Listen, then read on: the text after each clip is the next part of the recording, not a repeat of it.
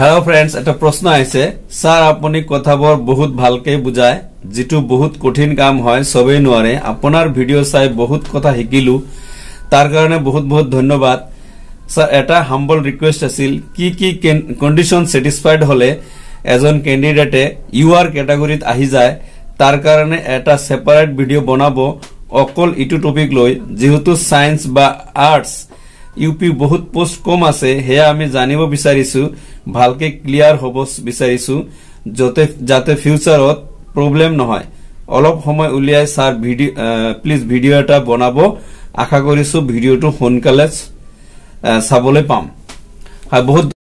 আপোনাক বহুত বহুত ধন্যবাদ থাকিল এই কোশ্চেনটো কৰাৰ লগতে এই কোশ্চেনৰ উত্তৰ দিয়াৰ লগতে মই আৰু কেইবাটা কোশ্চেন পিক কৰিছো যেটো আপোনালোকৰ কনফিউজন বুলি বোধ কৰিছে মই হিকেটাৰৰ আনসাৰ দিবলৈ চেষ্টা কৰিম সো আপোনাকো বহুত ধন্যবাদ থাকিল আপোনাৰ বৰ ইম্পৰ্টেন্ট কোশ্চেন এটা কৰিছে এই কোশ্চেনটো সকলোৰে জানা দৰকাৰ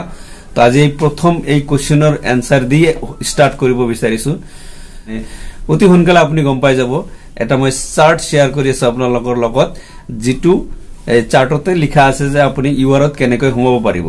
আৰু এটো ইম্পৰ্টেন্ট এটো জানাৰ দৰকাৰ যে কোনবোৰ ক্যান্ডিডেটে ইউআৰত সোমায় ইউআৰ কোনো ক্যাটাগৰি নহয় ইউআৰত সবে সোমাব পাৰে ইভেন কি পিডব্লিউডিও ইউআৰত সোমাব পাৰে কন্ডিশন এটাই যে ইউআৰৰ যিখিনি ক্ৰাইটেৰিয়া আছে সেইখিনি ফুলফিল হ'ব লাগিব ইয়াতে থাকক ইউআৰ ক্যাটাগৰি সোমাবলৈ হলে ইউআৰ ক্ৰাইটেৰিয়াৰ লগত মিলিব লাগিব জাস্ট খালি অকল ক্ৰাইটেৰিয়া মিলিব লাগিব আপুনি কি হতে এপ্লাই কৰে বহুত প্ৰশ্ন কৰিছে ওবিসিত এপ্লাই কৰিব লাগিব নেকি ওবিসিত এপ্লাই কৰিলেও আপুনি ইউআৰত আহি যাব ওবিসিতে থাকি যাব তেনেকুৱা নহয় ইউআৰত আলটিমেটলি যদি আপুনি মেৰিটত মানে কাট অফৰ ওপৰত থাকে মেৰিট কাট অফৰ ওপৰত থাকে ইউআৰত আহি যাব ইয়াতে থাকক ইউআৰত আহিবলৈ হলে কি কি ক্ৰাইটেৰিয়া লাগিব হে হৈছে কি ইউআৰ ক্ৰাইটেৰিয়া লগত মিলিব লাগিব আপোনালোকে এডভাৰটাইজমেন্টৰ ইউআৰ যেটো এলিজিবল ক্ৰাইটেৰিয়া আছে তাৰ যেটো ইউআৰ ক্ৰাইটেৰিয়া আছে সেইখিনি মই লিখি দিছো চাওক লোৱাৰ প্ৰাইমাৰী ক্ষেত্ৰত কৈছো আপাৰ প্ৰাইমাৰী সায়েন্স বা আৰ্টছৰ কথা কৈছে হেতু একে মিলি যাব upper age limit should be above 18 and below 40 মানে আপাৰ এজ লিমিটটো 18 বছৰৰ ওপৰত হ'ব লাগিব আৰু 40 বছৰৰ তলত হ'ব লাগিব 1/1/2023 ডেটৰ পৰা এটো হৈছে নাম্বাৰ 1 ক্ৰাইটেৰিয়া নেক্সট আছে পার্সেন্টেজ বার ইয়াতে এইচএস পার্সেন্টেজ আছে বা অন্যান্য পার্সেন্টেজ আছে যিখিনি বার আছে ইউআরত টেটত বহিবলৈ হলে যিখিনি লাগে মিনিমাম 50% এন্ড এভব এইখিনি আপুনি হ'ব লাগিব জোন ক্যাটাগরি হোক ওবিসি হোক বা এসসি হোক এসটি প্লেনস হোক এসটি হিলস হোক ডি ট্রাইবস হোক বা ইভেন কি পিডব্লিউডি হলেও আপোনাৰ ইউআৰত আহিবলৈ হলে পাৰ্সেন্টেজ বাৰটো ফুলফিল কৰিব লাগিব এইচএসৰ উদাহৰণ দিছো হায়াৰ সেকেন্ডাৰীত মিনিমাম 50% হ'ব লাগিব 50% এভব যিখিনিয়ে ইউআৰ ক্যাটাগৰি ফুলফিল কৰে হেতু আপোনাৰো কৰিব লাগিব নেক্সট আছে টেট পাৰ্সেন্টেজ আপোনালোকে জানে সকলো কি কয় ইউআৰ ক্যাটাগৰি টেট পাস কৰিবলৈ 60% লাগে বাকি অন্যান্য ক্যাটাগৰি টেট পাস কৰিবলৈ হলে 55% লাগে এটা 55% পায়ও বহুত পাস কৰিছে হেইখিনি ক্যান্ডিডেট কিন্তু ইউআৰত সোমাব নোৱাৰিব ইউআরত সোমাবলৈ হলে আপুনি টেট যেটো 60% লাগে এই 60% এভব হ'ব লাগিব এইখিনি আছিল মেন ক্ৰাইটেৰিয়া এই মেন ক্ৰাইটেৰিয়াটো আপুনি ফুলফিল কৰিলে আপুনি জি ক্যাটাগৰিতে এপ্লাই কৰক পিডব্লিউডিতে আপুনি এপ্লাই কৰিলে পিডব্লিউডি সাৰ্টিফিকেট আপলোড কৰিলে তথাপি আপুনি ইউআৰত সোমাই যাব যদি মেৰিটত আহে সো এইবোৰ যাৰ ফুলফিল আছে হেইবোৰে ইউআৰ ক্যাটাগৰিত সোমাব পাৰিব তো উপৰোক্ত ক্ৰাইটেৰিয়াখিনি যাৰ ফুলফিল আছে হেইবোৰে ইউআৰ ক্যাটাগৰিত সোমাই যাব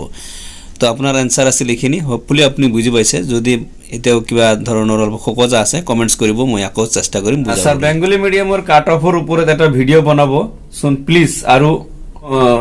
নহলে আপোনাৰ নাম্বাৰটো দিব মই ইউটিউব চেনেলত মোৰ নাম্বাৰটো হোৱাটসঅ্যাপ নাম্বাৰটো দি আছে মই অকমান কামত বিজি থাকো গতিকে আপোনালোকে হোৱাটসঅ্যাপত মোক প্ৰশ্নবিলাক কৰি থাকিব মই আনসাৰ দিবলৈ চেষ্টা কৰিম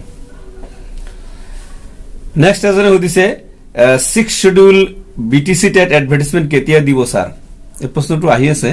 অফলাইনতো মোক হুদিয়ে থাকে এতিয়া চাওক বিটিসি এডভাৰটাইজমেন্টৰ সকলোখিনি কাম সম্পূৰ্ণ হৈছে প্ৰমোদ বড় স্যাৰ নিজেই কৈছে আৰু পোস্ট যেটো পোস্টৰ যেটো সংখ্যা the post details number of post আৰু পোস্ট যেটো ব্ৰেক আপ হেতু ভালকৈ বুজাই দিছে যে এলপিৰ ক্ষেত্ৰত ইমান পোষ্ট আছে, আপাৰ প্ৰাইমাৰী ক্ষেত্ৰত ইমান পোষ্ট আছে, গ্ৰেজুৱেট টিচাৰৰ ক্ষেত্ৰত ইমান পোষ্ট আছে, লগতে গ্ৰেড 3 এণ্ড গ্ৰেড 4ৰো ইমান পোষ্ট আছে, গোটেইখিনি বুজাই দিছে। আৰু এটা কথা কৈছে অনতি পলমে এডভাৰটাইজমেন্ট ওলাব, সোনকালে ওলাব যদি কৈছে সোনকালে ওলাব। আৰু লগতে কেণ্ডিডেটবোৰক মই এটা মানে ই কৈছো যে এতিয়াতকৈ অকমান পিছত দিয়াই ভাল, মানে যেহেতু কি এটা এডভাৰটাইজমেন্ট চলি আছে, ইয়াতে কিছুমান কেণ্ডিডেট যাব, কেণ্ডিডেট পাব, মেৰিট ৱাইজ কেণ্ডিডেট যিবিলাক আছে সেইবিলাক ইয়াতে যাব। দুদিন পিছত যদি দিয়ে তেনেহলে এই মেৰিটেজ কেণ্ডিডেট খিনি কিন্তু অলৰেডি চাকৰি পাই যাব আৰু তেওঁলোকে চাকৰি এপ্লাই কৰিব নোৱাৰিব, গতিকে কাট অফ অকমান কম হ'ব পাৰে। এইটো মই তেওঁলোকক জাষ্ট এনকাৰেজ এণ্ড মটিভেশ্যন কৰিবলৈ কৈছো, কাৰণ দি দিব 1-2 মাহৰ ভিতৰতে আপোনালোকে হয়তো পাই যাব বা তাৰ আগতেও পাব পাৰে। মই কিবা ইনফৰমেশ্যন পালে আপোনালোকক মই জনাই দিম। नेक्स्ट क्वेश्चन, सर मेरा एचएस में 57% मिला है, टेट में 93 मार्क्स मिला है, टोटल करके 59% हो रहा है। एससी के लिए बोराक वैली से क्या मैं यूआर में अप्लाई कर सकती हूँ? मैं ऑलरेडी कोई दिसू जे आप लोग यूआर में अप्लाई करने की जरूरत नहीं है। यूआर में आप लोग अपनी आप आ जाओगी अगर यूआर की क्राइटेरिया फुलफिल है तब, मतलब कि यूआर और क्राइटेरिया फुलफिल हले अपनी यूआर एनाई हुमाई যাব, यूआर एप्लाई करिब নোৱাৰে। एप्लाई अपनी कैटेगरीते करक, यूआर अपनी यूआर যদি আপনি আপনার যদি ফুলফিল ক্রাইটেরিয়া হয় বা আপনি যদি यूआर যদি মেরিটত টিকি যায় তেনেহলে यूआर আপনি এনাই পাই যাব। নেক্সট এজনে সুধিছে, স্যার মোর এজ 40 ইয়ার্স ক্রস করিছে কিন্তু মই টেটত 96 পাইছো, নিউ রুল মতে পার্সেন্টেজ 60 হয়, নিউ রুল মতে পার্সেন্টেজ মানে এইটো মেরিট টু 60 হয়, মই ইউআরত সোমাব পাৰিম নে? প্লিজ ৰিপ্লাই দিব। যদি 40 ইয়ার্স ক্রস করিছে 1123 1/1/2023 যদি আপনি 40 ইয়ার্স ক্রস করিছে দেন আপনি ইউআরত সোমাব নোৱাৰিব एज पर एडभार्टाइजमेंट। तो अपनी कैटेगरी पाई যাব, कारण यूआर যদি আপনার মেরিটত টিকি যায় তেনেহলে कैटेगरी डेफिनेटली টিকিব। यूआर যেটো age limit, upper age limit হৈছে 18 to 40। নেক্সট আৰু এজনে সুধিছে যে কি ডকুমেন্টস লাগে। ডকুমেন্টস খিনি আপোনালোকে ওয়েবসাইটত গলে পাই যাব,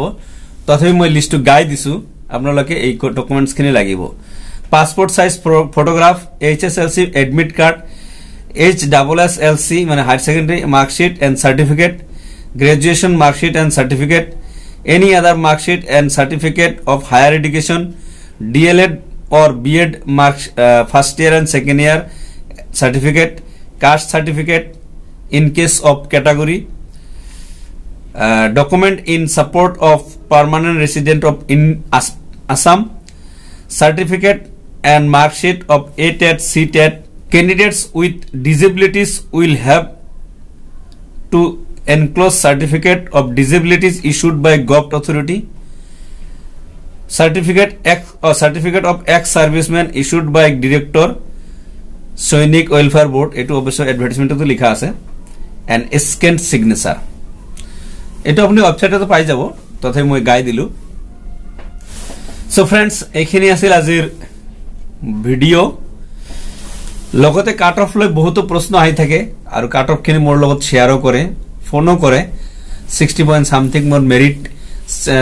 61 ফ্ৰম 61 পয়েন্ট সামথিং মোৰ মাৰ্কস, তো মই কত এপ্লাই কৰিম আৰু কিমান কাট অফ আহিব পাৰে। তো এই বিষয়ে মই অলৰেডি ভিডিও আপলোড কৰি থৈছো। লগতে ক'ব খোজো যে গোটেইখিনি মানুহৰ এনসাৰ দিয়াটো অকমান অসুবিধা হ'ব, মই বুজি পাইছো আপোনালোকৰ চাকৰি এটা প্ৰয়োজন হৈছে। তো মই অলৰেডি মেঘা কাট অফ বা proper district wise cut off আলোচনা কৰি চেনেলত থৈছো, হয়তো আপোনালোকে দেখা নাই, বহুত অবশ্য কৈছে যে হয় দেখা নাই। তো আপোনালোকে এইটো এবাৰ চাই লব। প্ৰপাৰ তো একদম সঠিককৈ কোনেও ক'ব নোৱাৰিব, জাস্ট এটা আইডিয়া হে দিব পাৰো আমি, আৰু বাকি বিলাকে দিব সকলে এইটো লৈ আলোচনা কৰি আছে। তো গতিকে আপোনালোকে জাস্ট এটা আইডিয়া পাব যে অমুক ডিস্ট্রিক্টত আপোনালোকে এপ্লাই কৰিব পাৰে। বাকি তো নসিব ভাগ্যৰ খেল এটা আছেই, থাকিলে মোক কৰিব। and one request to you, channel নতুন হলে সাবস্ক্ৰাইব কৰিবলৈ নাপাহৰিব। কিবা প্ৰশ্ন থাকিলে সুধিব, মই কালেক্ট কৰি হলেও দিবলৈ চেষ্টা কৰিম।